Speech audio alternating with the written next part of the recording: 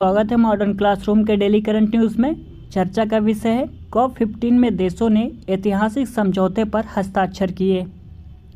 संयुक्त राष्ट्र जैव विविधता शिखर सम्मेलन यानी UNCBD की COP15 में वार्ताकारों ने एक ऐतिहासिक समझौते पर हस्ताक्षर किए हैं, जिसे 30x30 कहा जा रहा है। इस समझौते के अनुरूप कम से कम 190 देशों ने 2030 तक 30% भूमि और पानी के संरक्षण की प्रतिबद्धता जताई है।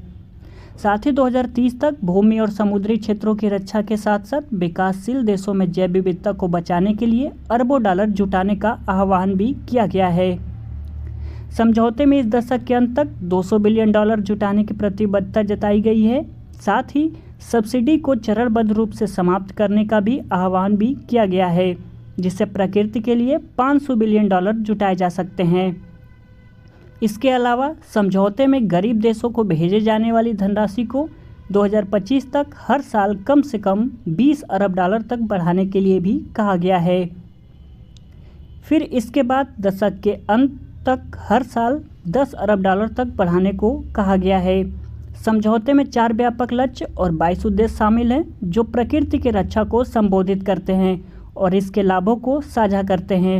इसके अलावा इसमें वन्य जीवों का प्रबंधन, आवासों की बहाली पर काम करना और प्लास्टिक का उपयोग कम करना शामिल है।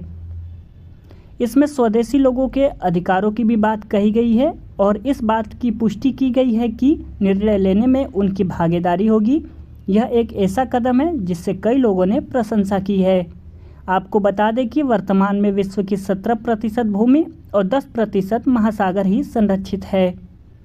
लगभग 190 देशों ने इस समझौते को मंजूरी दे दी है, जो इस बात पर सहमत है कि जैव विविधता को बचाना एक प्राथमिकता है।